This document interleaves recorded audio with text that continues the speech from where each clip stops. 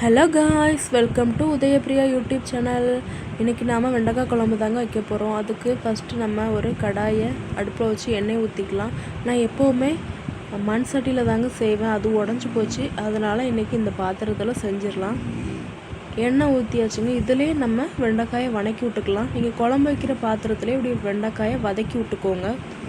அதுக்குன்னு 2-3 பாத்திரத்தை வேஸ்ட் பண்ணாதீங்க. இதிலே நம்ம வதக்கி குழம்பு வைக்கலாம். நல்லா அந்த பிசு தன்மை போகிற வரைக்கும் நல்லா வெண்டைக்காயை வதக்கி விடுங்க.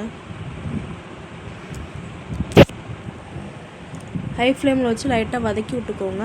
இப்போ நம்ம அதுக்குள்ளே மசாலா அரைச்சிடலாங்க. சின்ன வெங்காயமும் சீரகமும் சேர்த்தா ரொம்ப நல்லாயிருக்கும். என்கிட்ட சின்ன வெங்காயம் இல்லை, அதனால் நான் பெரிய வெங்காயமும் சீரகமும் சேர்த்து அரைச்சி எடுத்துட்டேன். அதுக்கப்புறம் பார்த்திங்கன்னா தேங்காய் ஒரு 4 பத்தை அதையும் சேர்த்து அரைச்சிக்கலாம். நல்லா நைஸாக அரைச்சி எடுத்துக்கோங்க ரெண்டையுமே. ஏன்னா நம்மளுக்கு வெண்டைக்காய் நல்லா வதங்கினதுமே அதெல்லாம் உடனே சேர்க்கணும். அதனால் பண்ணிக்கலாம். புளியையும் நம்ம ஊற வச்சுக்கலாம். நான் குழம்புக்கு ஆச்சி மசாலா தாங்க சேர்ப்பேன். நான் 50 கிராம் பாக்கெட்டில் பாதி எடுத்து வச்சுட்டு பாதி தாங்க கொட்டுறேன். உங்களுக்கு எவ்வளோ மசாலா தேவையோ நீங்கள் காரத்துக்கு அளவாக நீங்கள் சேர்த்துக்கோங்க. எனக்கு நான் ஒரு 30 கிராம் சேர்த்துருப்பேங்க மசாலா. நீங்கள் உங்கள் குடும்பத்தில் எத்தனை மெம்பர்ஸோ அதுக்கு தகுந்தாப்பில் நீங்கள் மசாலா சேர்த்துக்கோங்க. இப்போ நம்ம அரைச்ச வெங்காயத்தை அது கூட சேர்த்துக்கலாம். இப்போ அரைச்ச தேங்காயும் அது கூட சேர்த்துக்கலாங்க. இப்போ இது ரெண்டத்தையுமே நல்லா மிக்ஸ் பண்ணி கலந்து விட்டுக்கோங்க. மசாலாவையும் தேங்காயையும், இல்லை மசாலா அடி பிடிச்சிரும். நல்லா கலந்து விட்டுக்கோங்க. இப்போ நம்ம தேங்காய் அரைச்ச தண்ணி இருக்குல்ல, அது மிக்ஸி ஜாரை அலசி ஊற்றிக்கலாம். அதையும் நல்லா கிளறி விட்டுக்கோங்க. அப்போ தான் அந்த மசாலா கட்டி விழாமல் நல்லாயிருக்கும். இப்போ புளி தண்ணியை கரைச்சி இது கூட ஊற்றிக்கலாம். வெண்டைக்காய் புளி குழம்புங்கிறதுனால புளி கொஞ்சம் சுருனே ஊற்றுங்க. அப்போ தான் ரொம்ப டேஸ்ட்டாக இருக்கும்.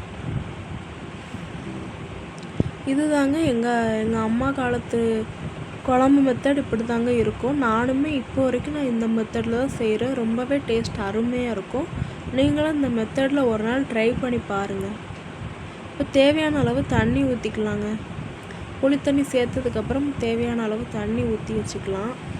அதுக்கப்புறம் கத்திரிக்காய் 2 நறுக்கி சேர்த்துருக்கேன். கத்திரிக்காய் சேர்க்கும் போது ரொம்ப நல்லா இருக்குங்க இந்த வெண்டைக்காய் குழம்புக்கு.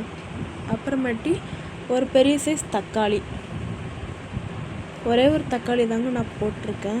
இன்னும் புளி நம்ம கொஞ்சம் சூறாக ஊற்றிருக்கோம், அதனால் ஒரே ஒரு தக்காளி தான் நான் போட்டிருக்கேன். இப்போ குழம்பு நல்லா பிரிஞ்சு வருது பாருங்கள். பார்த்திங்களா எப்படி அடிச்சுட்டு பொங்கிட்டுருக்குன்ட்டு. நல்லா கொதிக்கட்டுங்க. நல்லா ஹை ஃப்ளேம்லேயே வைங்க. வச்சு ஒரு 1/4 மணி நேரத்தில் நமக்கு குழம்பு கெட்டி பதத்துக்கு வந்துடும். பார்த்திங்களா, இந்த டைம் நம்ம உப்பு இதனால் ஆட் பண்ணிக்கலாம். உப்பை ஆட் பண்ணிக்கலாம். இந்த ஸ்டேஜில் தான் ஆட் பண்ணணுங்க கடைசியில். நீங்கள் இந்த மெத்தடில் குழம்பு செய்யும்போது உங்களுக்கு வெண்டைக்காய் வலுவலுப்பே தெரியாதுங்க, அவ்வளோ நல்லாயிருக்கும். நான் இந்த மெத்தடில் தான் ட்ரை பண்ணுவேன். நீங்களும் ஒரு நாள் இந்த மெத்தடில் ட்ரை பண்ணி பாருங்கள்.